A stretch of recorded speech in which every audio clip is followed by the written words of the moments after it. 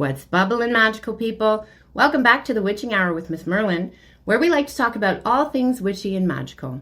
Your one-stop source for everything spellcasting, ascension, healing, tarot, mediumship, astrology, psychic gifts, spirituality, chakras, plant medicine, healing, nature, and much, much more. I'm Kimmy, aka MsMerlin, High Priestess and Shamaness, Medicine Woman, Psychic Medium, and Witch Extraordinaire. So let's jump on our broomsticks. Meet me in the Crystal Coven Room. Today's topic is the current astrology, and we're going to do some manifesting. We have MsMerlin Mel back with us. Hi, Mel. Hi, MsMerlin. Hello, hello, hello, everybody. How are we doing today? Oh, I'm great. I'm great. Sun's shining, flowers blooming, birds are singing. It's all good. How are you? Same. It's very nice today here, too. Yeah, I think, maybe Mother Nature's drunk or something because there seems to be a lot of, like one day it'll be really cold and the next day it's 30 degrees again. I'm talking Celsius, folks, for those Fahrenheit peeps out there. That's warm in Celsius. Really warm. Yeah. But yeah, it's been weird. But that's what we're here to talk about today. The weird energy. And I'm sure a lot of you have probably seen things talking about cardinal signs being in their villain era, right? And I just wanted to, briefly address what villain era means, okay? It does not mean for those cardinal signs, which would be Aries, Capricorn, Libra. I'm missing one. And Cancer. Yes, that's it. Okay. Thank you. Sure. So, a lot of people have been posting messages and such about those four cardinal signs going into their villain era, with this retrograde that's happening right now until I think it's November 16th. Mm-hmm. Yeah, and this is the last time that Pluto is going to be in Capricorn in our lifetime. So those signs are closing out a massive cycle. This could go back as far as like 16 years, all right? But villain era, what does that mean? That does not mean that those four signs are going to go out and start being really, really mean to people. No. And it doesn't also mean that everybody within those signs is going to have the best of luck right now, okay? We're talking about people who have been doing their internal work towards growth, right? Their own personal growth and so on and so forth. So what does that mean, villain era? That means that you're no longer uncomfortable with being the villain in someone else's story, as long as it protects your peace and your energy.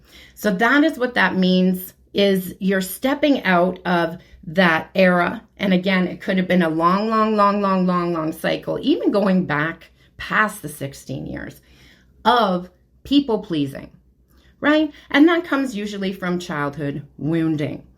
So that's what we're going to be doing. We're going to be setting our firm boundaries where there's going to be people who are no longer going to have access to you, are going to be like, they're selfish, they're this, they're that. And that's the thing. That's you being comfortable being the villain in other people's stories. That. Yep, exactly. Mm-hmm. I don't give an F energy. Yeah. It seems like that's tied into the North Node, South Node, being that South Node is in Libra, North Node is in Aries. So we're moving from what it means to be in a relationship with others versus what it means to be in a relationship with yourself. And recognizing that we need to have our own autonomy and our own independence and not really worry about how we're fitting in with relationships to anyone else but ourselves. Right. Yeah. It's it's time to exit that very uncomfortable box that people have constructed for us out of their own expectations. Yep. Exactly. This is the era. This is the time to do it. Yes. And not just saying that it's going to be that period of time just for those 4 signs. No, if you have been doing your internal work, right? And this is not just sun placements, okay? It's very beneficial if you know your birth chart. It really is. It can give you a lot of insight. And there are tons of websites that you can go to that'll do it for free for you. Okay, so check maybe if you are familiar with your birth chart, where you have these signs in what houses or placements. Okay, because that's going to be how this is affecting you. And for those of you who are stepping out of that people-pleasing era, round of applause for you. Congratulations. Yeah. Congratulations. That's not an easy thing to do at all. No, it's not. Bravo. Well done. Mel is more an astrology person than I am. So we'll let her tell you a little bit more about what's going on. Yeah, astrology happens to be one of my interests, my passions since I'm a child. So getting to know myself through my natal chart was pretty important. I started delving into my astrology chart, I'd say about 10 years ago, just because I figured there was more to me than just my sun sign. You know, my sun sign is Aquarius, so Aquarians are usually drawn to astrology for some reason. I guess we want to figure everything out. I know I do. So one of the first things I do actually when I get to know someone is to ask, when were you born? What's your birthday? And then I can kind of figure things out, behaviors, or do I even vibe with certain people because of the astrology similarities we may have with our charts. So there are certain characteristics associated with certain signs, and so you kind of recognize these things in other people once you get to know the signs. But there's a lot of interesting astrology happening right now. I mean, we're getting ready for an eclipse in the sign of Pisces on September 17th. And I think everyone by now is pretty familiar with eclipse season coming up. So we might be already feeling the eclipse season starting, even though it hasn't officially started yet, but the energy is already there. Yeah. So being that we're having a full moon in Pisces, Pisces being associated with spirituality, associated with more the spirit world versus the material world. So there's a lot of Delulu vibes going on. Yeah. And then because the moon is going to be conjunct with the retrograde in Neptune, which is in Pisces, there is going to be a lot of trying to figure out what is real versus what is delusion. Yeah. Taking off those rose-colored glasses that we might have on, and it might be a bit more difficult to do, being that Saturn is also in Pisces at the moment. Oh. So, yeah, Saturn being the father of the zodiac sign, and Pisces being more of a maternal or more of a feminine energy. There's going to be a lot of conflict between head over heart decisions, Yes. And there's just a lot of karmic energy as well, being that Capricorn is retrograde in Pluto until November, when it goes into Aquarius for the next 19 years. So that's going to kind of try to keep us grounded and disciplined in whatever we're trying to figure out for ourselves, our purpose. Yeah. And so being in Capricorn, it's giving us an opportunity right now to get a little bit more disciplined into what we want to move into, so that in November, when we go back into Aquarius and stay there for 19 years, we can do it with a kind of out-of-the-box way to do it. Like, we're not going to really think about it being in a disciplined format or what we're used to. We're going to be more out-of-the-box thinkers, and then we're going to see some serious changes in the collective. Yes. Yeah. A lot of collective crumbling of things that are structured, right? And that'd be, government, anything like that, right? Because so the astrology as it is currently has not been exactly this way for, I can't remember off the top of my head how many years it's been, but the last time the astrology was placed where it is in its placements right now was the French Revolution. Wow. So, yeah. So let's just kind of look at how that is affecting what's going on the world stage right now. So back when the Met Gala was, do you remember that? There was all that uproar because people are finally, they're starting to see through the illusion of Hollywood, right? The people versus the brand and so on and so forth. And people were like, okay, a lot of us can't even afford groceries, and here you guys are, just parading your wealth. And it's just, where's that? People have passion for celebrities, right? Where that used to be just a thing in the past. Now, this year, people were like, what? Like, you out of touch morons. It really has been like that. And then this girl got canceled. I can't remember who her name was because I wasn't a fan of hers. Anyway, I don't follow a lot of celebrities. Again, I can see through the illusion of it. But she made the quote, "Let them eat cake," at the Met Gala. And I was just like, right. Wow. Okay, so again, recreating this whole French Revolution thing. That's what happened then. They were, displaying their wealth. And the people who were starving were like, no, And that's what started the French Revolution and the execution of Marie Antoinette. So that's why we're seeing so many people getting disillusioned with Hollywood and things like that. So it's just, if you look at the world pattern, the way things are playing out on the world stage, there's a lot going on. There's a lot to unpack. And Mel mentioned about shifting into a more feminine energy. And I felt that the other night as the debate was going on, right? And I don't want to get political here, but I'm just using this as an example, okay? And I mean, truth is truth. So Kamala destroyed him in that debate. Yeah, she sure did. She gave him a verbal spanking, and it was awesome.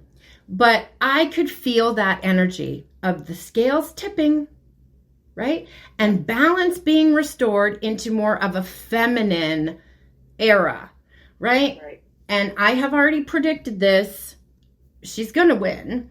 And that is what is going to make the shift from masculine to feminine, thus causing a domino effect for the patriarchy. Sorry, not sorry.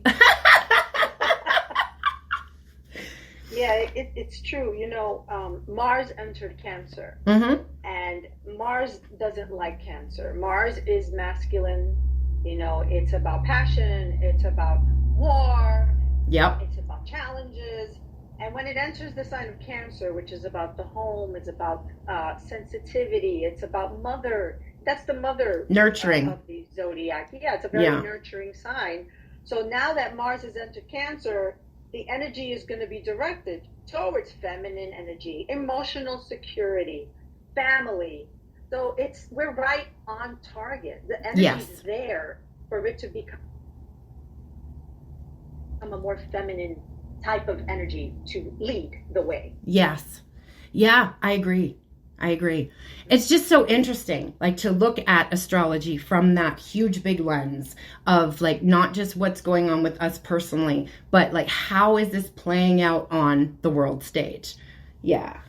It's interesting to see. Right. There's also, which planet is tech? Is that Mercury? Mercury. Yeah. Okay. So along with the astrology that is lined up for right now, when I was talking about the French Revolution back then, the astrology also back then was lined up for new tech, right? So we're going to see some things happening tech-wise, for the good of humanity.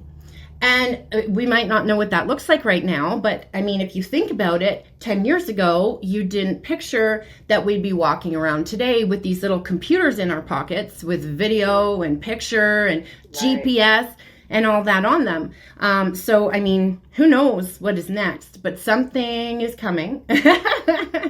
Yeah, no, it is. Pluto's going into Aquarius. Aquarius is about tech. It's about outside the box thinking. Right. So, yeah, we're going to probably have really, really advanced technology, like not even things that we can dream of today. Right. Is going to be available to us and created for us in the next 19 years. Yeah.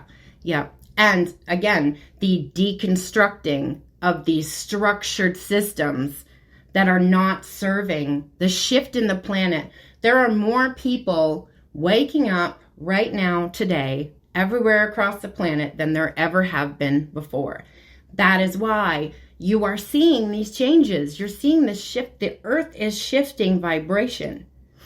Yeah. That is why I like to talk about dark side, light side, as in like Star Wars terms, because I'm sure everybody's kind of familiar with that, right? Luke, I am your father. Yeah. So, yeah, so sad about James Earl Jones. That just, yeah. That really hurt my heart. That hurt my heart too. Yeah. Yeah. So sad. It is. But if you notice, okay, so the Empire, right? The dark side, they're trying to pull control back everywhere they can possibly try to pull control. And I mentioned this on my YouTube channel a little while ago, that where you see that we had started to make headway as women with our rights. You know, the LGBTQ plus community had started to make some headway with their rights. And now, coming up in this election and things like that, people are trying to claw that stuff back, right? Taking back the autonomy over our bodies. Like, I'm very grateful that I'm Canadian. I nearly fell off my chair when I heard that the Trump administration was going to implement this tracking system of knowing when women's periods were happening, how many children they've had, like keeping track of your uterus, a GPS on your uterus, ladies. That's what that is. That is terrifying to me, right? Yeah, but it's outrageous. Yeah, this isn't going to happen though. This is what always happens. The dark side is going to try to claw back control so much that they're going to implode on themselves. Yeah, for sure. Yeah.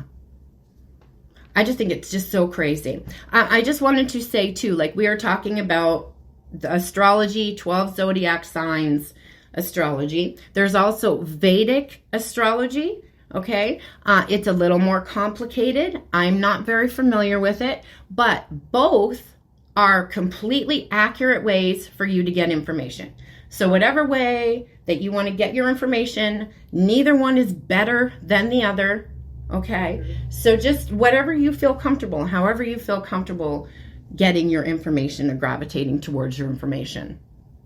Yeah. It's still going to tell you something about yourself. Right. Yeah.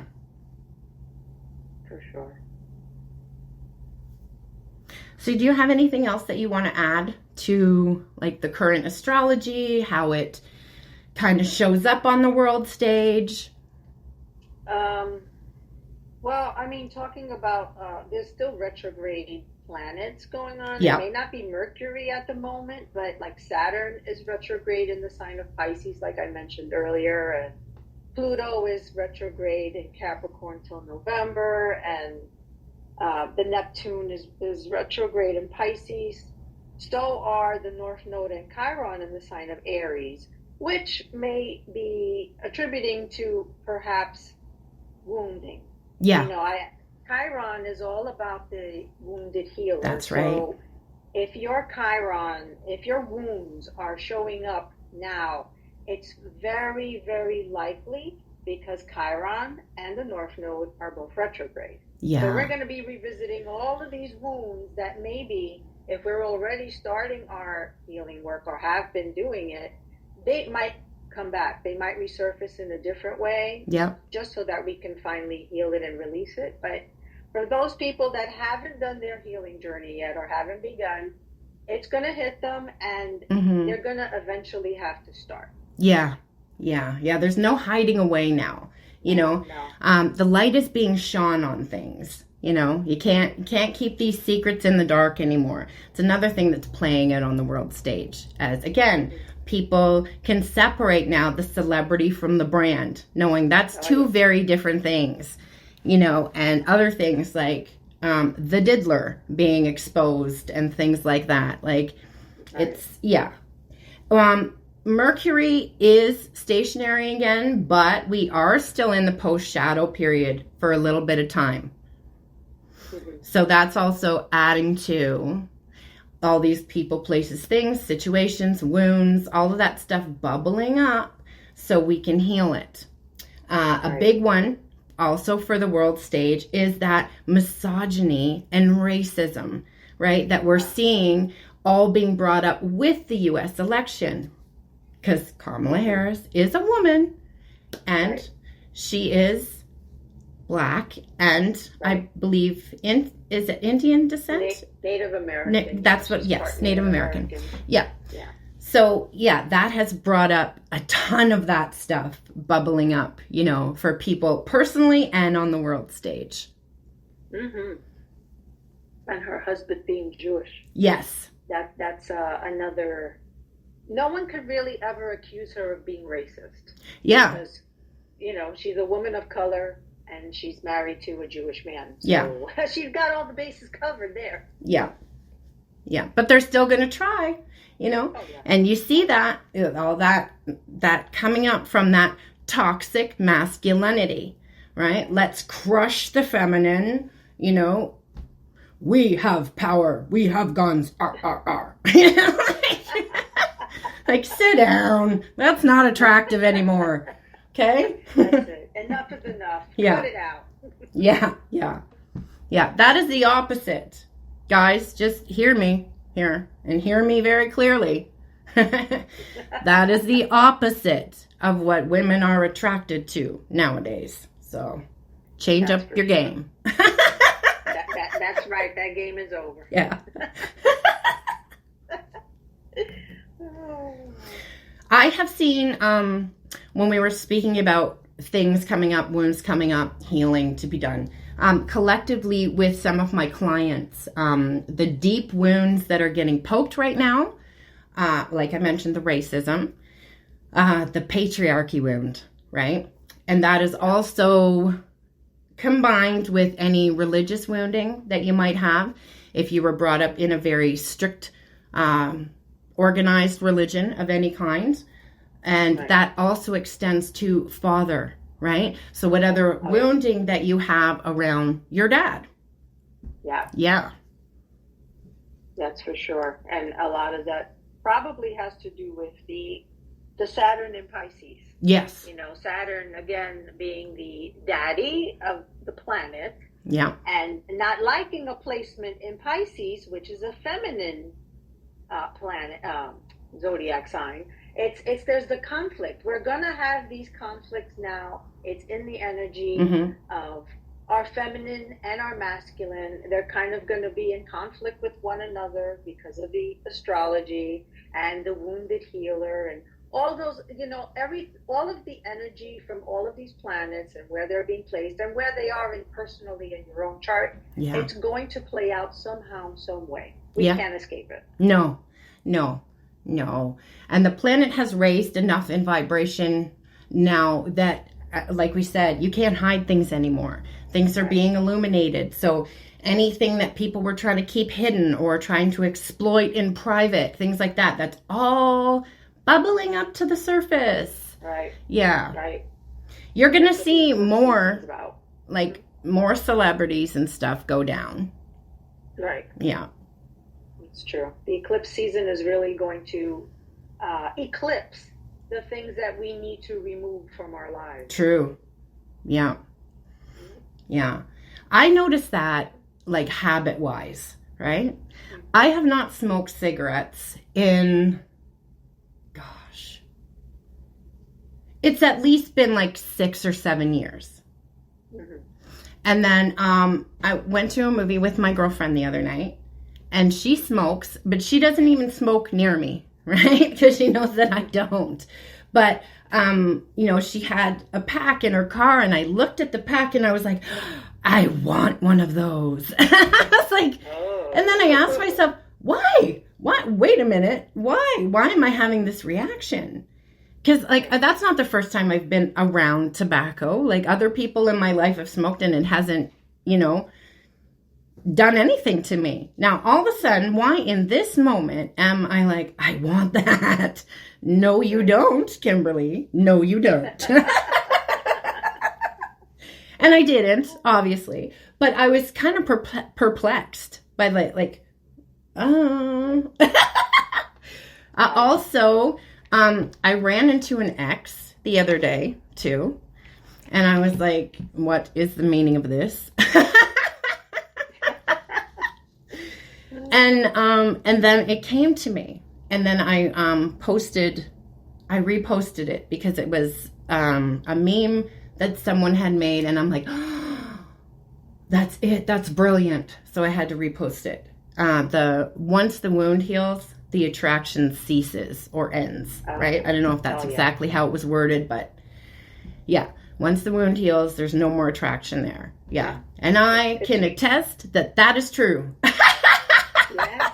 No, it's true. Once, if we were attracted to something or some situation or some relationship because of a wound that we were currently experiencing, and you connect with someone based on that wound, it's like a trauma bond. They call that trauma bonding. Yeah. But once you heal the trauma, once you heal the wound, that relationship, if that's really the basis of what attracted you to that person in the first place, it will disappear. Yeah.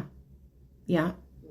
You'll experience a lot of people moving away from your life because it was based on a wound versus based on a frequency or based on some kind of mutual interest or things like that. They'll disappear. Or where you are in your growth. Right. Yeah. Exactly. Mm-hmm. Yeah. Because it's not like they're bad people or anything like that. But when you choose to grow and evolve, turn yourself into the best version of you, not everybody is willing to meet themselves as deeply. Right? So then you will not be on the same frequency anymore. It's like you're tuned into 2 different radio stations. You're not hearing the same thing. Right. And people will fall off. And it's very important to remember that this isn't personal in any way. Right. It happens. Don't feel like you're being rejected if you're not kind of vibing with the same people, places, things anymore. It's just because you're leveling up. Right. And, unfortunately, sometimes when you first kind of get into that kind of healing journey and that, it's quite lonely because you will notice like everybody around you falls off. And there are periods where you are quite on your own. Mm-hmm. And even as much as that sucks, I think it's a good thing because it gives us that time to kind of reflect and really take stock of what's important to us. But the way I always describe it to people is you think of your energy field like a cup of orange juice, okay? So when you start to grow and you want to move into something better, you want something other than just orange juice now. Like, there's other things out there. And that orange juice has gotten sour now, and it's a little old. And it's taking up all the space in that glass. And there's some cranberry juice over there that looks really good. So what we need to do with ourselves is dump ourselves out energetically. Get rid of that old sour orange juice, And then we have a full cup of space now to pour the cranberry juice into. Nice. So when you clear out your cup, you have room to bring in people who are on your same level. Mm-hmm. And who can meet you in a reciprocal way. Right. Yeah. Right. You want to get rid of any relationships around you that are one-sided. It's only going to drain your energy. Needs to be reciprocal. You pour into me and I pour into you.